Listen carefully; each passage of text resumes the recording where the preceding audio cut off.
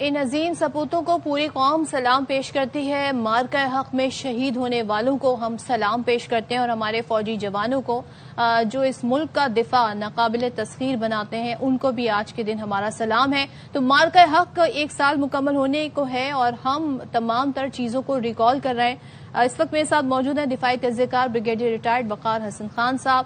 Thank you so مچ وقار صاحب, بہت شکریہ. آج کے دن ہم بات کر رہے ہیں, آپ کو یاد ہوگا آج ہی کے دن 1 سال پہلے ہم اس تمام تر مراحل سے گزر رہے تھے, لیکن ظاہر ہے جنگیں جو ہوتی ہیں وہ تباہی لاتی ہیں, بربادی لاتی ہیں, اور پاکستان اور انڈیا کی بات کی جائے تو یہ 2 نیوکلیر اسٹیٹ ہیں. بھارت کی اس کہتے ہیں نا بلا سوچے سمجھے ان پرووکڈ اٹیک نے ان 2 کنٹریز کو ایک ایسے دہانے پہ پہنچا دیا تھا, لیکن الحمدللہ پاکستان نے کامیابی حاصل کی. ذرا سا ریکال کریں وقار صاحب, جب ہم اس ساری سچویشن سے گزر رہے تھے ہمارے عزائم بڑے مضبوط تھے, ہمیں یقین تھا, ایمان تھا, لیکن بھارت کی شکست سے کیا بھارت نے کچھ سیکھا ہوگا آپ کے خیال میں؟ بسم اللہ الرحمن الرحیم. تھینک یو سائمن صدف. اور واقعی یہ ہسٹوریکل ڈیز تھے لاسٹ ایئر, اور پاکستانی قوم مئی کے مہینے پہ فخر کر سکتی ہے. میں کوئکلی آئی گو اوور, کل سے وی ور بیسیکلی ڈسکسنگ کہ بھارتی میڈیا خود جو ہے, جو آبجیکٹو میڈیا, وہ کیا کہہ رہا ہے. ابھی وائر میگزین میں ایک مضمون کل ہی چھپا ہے, اس کو کافی گالیاں پڑ رہی ہیں لوگ استانہ صاحب کو, جنہوں نے کہا جی کہ آف سندور میں اگر کوئی ونر تھا تو انڈیا نہیں تھا. صاف ظاہر ہے couldn't say کہ پاکستان تھا. یہ کافی معتبر میگزین ہے, اور اس کے بعد جو ان کی ٹرولنگ ہوئی ہے. اس سے پیچھے چلے جائیں تو جو جارج فرانسس ہیں, ان کے ایم پی ہیں فرانسس جارج, یہ لوک سبھا میں ڈبیٹ ہوئی تھی جون میں شاید, اور اس میں انہوں نے آئی تھنک 5 سے 6 جہازوں کی بات کی تھی آن the floor of Lok Sabha. پھر سبرامنیم سوامی ہیں, ان کا اسٹیٹمنٹ آپ دیکھ لیں, جنہوں نے کہا تھا کہ رفائل کسی کام کا نہیں ہے. یہ I think objective neutral experts تھے یا اینالسٹ تھے جو کہہ رہے تھے اور کہہ رہے ہیں. پھر آپ انٹرنیشنل میڈیا پہ چلے جائیں, بیسیکلی آپ نے ذکر بھی کیا, ابھی بلومبرگ انٹرویو کیا تھا جنرل انیل چوہان کو, ہی کنفرم, یہ بھی آئی تھنک آف سندور کے بعد کی بات ہے. پھر Al Jazeera, and then I think جو گودی میڈیا کے اوپر کمنٹری تھی وہ بڑی انٹرسٹنگ تھی, جس میں I think new York time ہے, واشنگٹن پوسٹ ہے, کہ یہ بیسیکلی ٹوٹل فالس ہوڈ کو یا جھوٹ کا پرچار کرتے. اور آئی تھنک جتنا بھارتی میڈیا ایکسپوز ہوا سو کالڈ آف سندور یا نال محسوس کے بعد, اس کی مثال نہیں ملتی. اس کے بعد آئی تھنک بھارت کی کریڈیبلٹی کو بھی بہت بڑا دھکا لگا.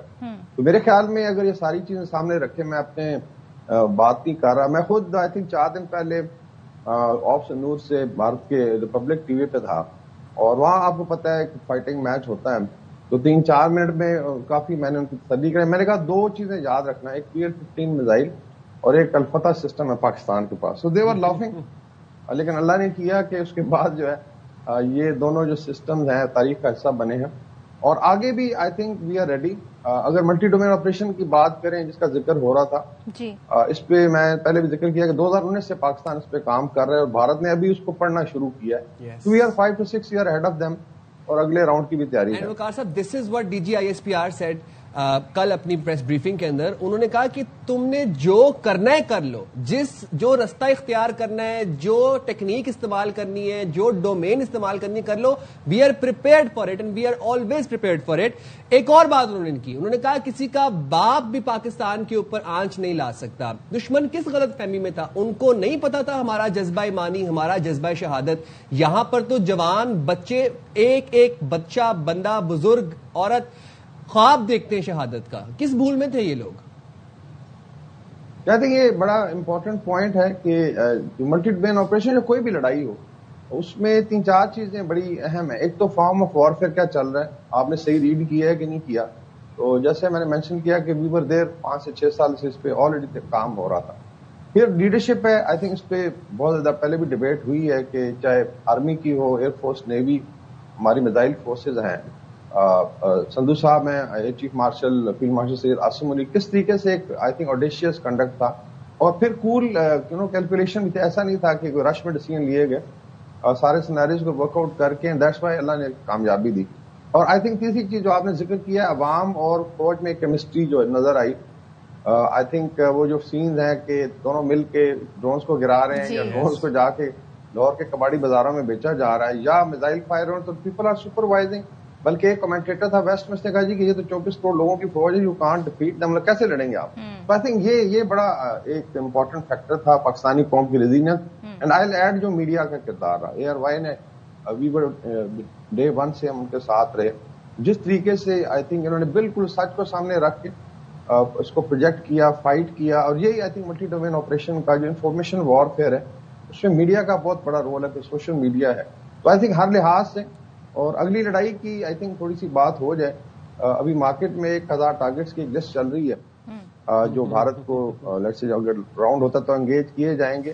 مطلب east to west, north to south is nothing. Andaman island کو شامل کر لیں تو with in 30 minutes there will be nothing left in India اگر اگلا راؤنڈ ہوتا. اچھا وقار صاحب, ایک چیز میں جاننا چاہتی ہوں, آپ نے ملٹی ڈومین کی بات کی, سائبر وار کی بات کریں, انفارمیشن بیانیے کی بھی ہار ہوئی بھارت کے, پھر آپ نے میڈیا کے رول, پھر سوشل میڈیا کے رول, ہم نے تو فضائی برتری بھی الحمدللہ ثابت کی اور زمینی برتری بھی حاصل کی. اب میں جاننا چاہتی ہوں, اللہ نہ کرے لیکن بھارت کے عزائم کے بارے میں کیا ہی کہا جا سکتا ہے, ان کا جنگی جنون ابھی بھی برقرار ہے. یہ جو پاکستان نے اپنی برتری ثابت کی ہے, پاکستان کے حق میں خطے میں مستقبل کی جو جنگی صلاحیتیں ہیں یا صورتحال ہے وہ کہاں پر اب اسٹینڈ کرتی ہے, اور اس کے آنے والے دنوں میں کیا اثرات آپ کو نظر آ رہے ہیں؟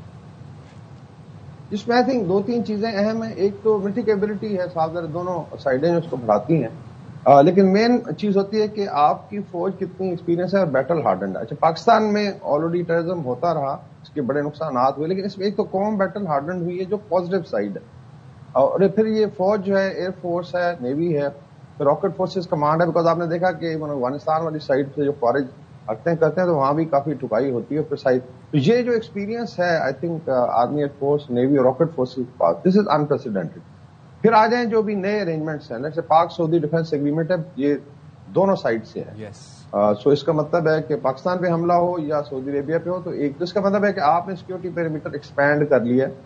وی have very good relation with China. پھر بنگلہ دیش کے ساتھ بھی ڈیفینس پہ اوپر بات چیت ہو رہی. تو بے آف بنگال سے لے کے میڈیٹرینین سی تک فرسٹ ٹائم ہوا ہے کہ پاکستان کی ملٹری نے ایریا آف انفلوئنس اپنا انکریز کیا ہے. اس میں آپ کو بہت زیادہ ہیلپ ہوگی. آپ نے دیکھا ابھی اسٹیٹ آف ہرمز میں میری ٹائم وارفیئر ہو رہا ہے. تو پھر آ جاتی ہے جو راکٹ فورسز کمانڈ بنی, آئی think this is again Pakistan کی ہسٹری میں انپریسیڈنٹڈ ہے. بڑی سنکرونائزیشن ہے, اور ملٹی ڈومین میں یہی چیزیں ہیں کہ جتنے پلیٹ فارمز ہیں, چاہے irrespective air force, navy, army کے ہیں, انڈر سی ہیں, اسپیس پاور ہے, ان کو اس طریقے سے انٹیگریٹ کیا, پھر ایک کل چین بن جاتی ہے کہ اگر ایک مس کرتا ہے تو دوسرا ٹیک آن کرے گا. That's why I am seeing کہ انڈمان آئلینڈ سے لے کے آکوپائڈ کشمیر اور نیچے اوپر سے لے کے تو کہتے ہیں کنیا کماری تک, everything is in the crosshair of پاکستانی فورسز. دیٹس وائی نہ یہ ایئر کرافٹ کیریئر آگے لا سکتے ہیں. اس پہ آئی تھنک ہم نے بھی کافی لکھا ہے کہ صرف ڈرونز اور میزائل کے ذریعے you can actually destroy them right at their bases, چاہے وائزاگ ہو, چاہے کرواڑ کا بیس ہے, چاہے انڈمان آئلینڈ ہے.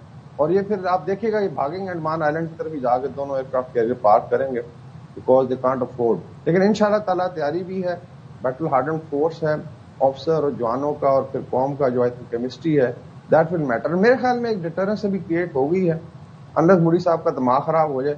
باقی فالس فلیگ کا سب سے بڑا میں ابھی ایڈ کر دوں کہ ابھی ویسٹ بنگال میں ایک بہت بڑا فالس فلیگ چل رہا ہے. دیر از اے سول وار گوئنگ آن, خود ان کی سی پی آر ایف نے کریٹ کی ہے, اور میرے خیال میں بھی یہ گجرات 2 ہونے جا رہا ہے. تو یہ ان کے اندر کی حالت ہے. تو وہ یہ آپ نے کبھی کہا کہ مودی کا دماغ کب خراب ہو جائے, اگر لیکن اس دفعہ مودی کا دماغ خراب ہوا تو وہ دماغ مودی کا رہے گا ہی نہیں پھر, جہاں تک ابھی ہمیں ساری صورتحال نظر آ رہی ہے سر. لیکن ہم نے مارکا ہاتھ میں دیکھا کہ پاکستان نیٹ سیکیورٹی پرووائڈر کی بھرپور صلاحیت رکھتا ہے. اسلام آباد اکارڈز میں ٹاکس میں ہم نے دیکھا کہ پاکستان نیٹ اسٹیبلٹی پرووائڈر بھی ہے خطے کے اندر. فیلڈ مارشل عاصم منیر کی قیادت پاکستان کو جو عظیم فتوحات سے اللہ تعالیٰ نواز رہا ہے, اس پہ روشنی ڈالیے گا. آئی تھنک لیڈرشپ بہت زیادہ کاؤنٹ کرتی ہے, and this starts from top, اور نیچے تک اس کو پرمیٹ کرتی ہے, اس کا ویژن جو ہے. آپ تھوڑا پیچھے بھی چلے جائیں, جب آئے تھے فیلڈ مارشل نے کمانڈ سنبھالی تھی آرمی کی, تو اوور آل پاکستان میں کتنا آئی تھنک گلومی لیٹ سے ماحول تھا. ٹاکنگ آف ڈیفالٹنگ, ملٹری کے اوپر کوشچن اٹھا رہے تھے, اور پھر ایک پولیٹیکل ڈسکورس تھا وایا پارٹی, پھر خوارج کا چیلنج تھا. تو ابھی آپ اس وقت دیکھیں اللہ کے فضل سے کہ جو ملٹری سکسیس ہوئی, جس میں آئی تھنک لیڈرشپ کا بہت بڑا رول ہوتا ہے. آپ نے سنا ہوگا کہ ایئر چیف مارشل رات کو جاگتے رہے, اور ایک بھارتی آئی تھنک فلائٹ لیفٹیننٹ ہے ریٹائرڈ امریکہ میں, اس نے کہا تھا کہ جڑا بندہ ہے راتی مطلب اس ویلے موجود سی جدوں لڑائی ہو رہی سی. Same was for the rest of the military command, مطلب کوئی اس وقت سویا نہیں ہے. And now if you look at peace effort, یہ جو پاکستان نے ایک لیٹس سے ڈپلومیٹک ایفرٹ شروع کی, اس کے اندر بھی ملٹری ڈپلومیسی کا بڑا رول. ان کا جانا ایران میں وار زون کے اندر اور وہاں جا کے کوشش کرنا. I think this is being acknowledge from Washington to Beijing اور ماسکو سے لے کے ریاض تک. So these are the I think success stories, اور انشاءاللہ آپ دیکھیں گے کہ پاکستان جو ہے آگے مزید ترقی بھی کرے گا, اور انشاءاللہ will deliver, Pakistan will deliver. انشاءاللہ. تھینک یو سو مچ. وقار حسن خان صاحب ساتھ موجود تھے ساری صورتحال پر